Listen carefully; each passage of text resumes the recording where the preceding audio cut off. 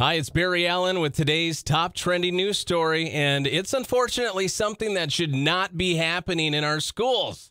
Another school shooting, and this time it's in Kentucky, killing 2 students. Now, 2 students were killed yesterday, and 18 other people were wounded when a 15-year-old boy was armed with a handgun. He opened fire inside the Marshall County High School in Benton, Kentucky. Now, it took place in a common area of the school about 7:57 a.m.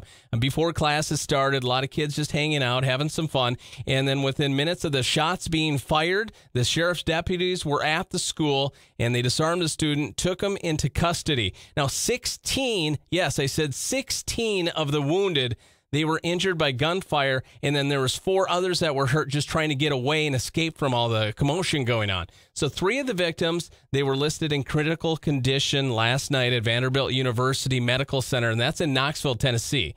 The police, they identified the 2 students who died, by the way. It was 15-year-old Bailey Holt, and she was pronounced dead at the scene. And then Preston Cope is another student, 15. He was alive but was airlifted to Vanderbilt Medical Center in Nashville, Tennessee, where then he died as well. Authorities, they did not identify who it was, and thankfully, we don't want to give any kind of credits to anybody that does this, because I think that's what they're probably looking for, is to get a little bit of credit, or at least be the star for however many minutes, but it's just not cool. So they didn't discuss a possible motive. They said they would likely face 2 counts of murder and numerous accounts of attempted murder.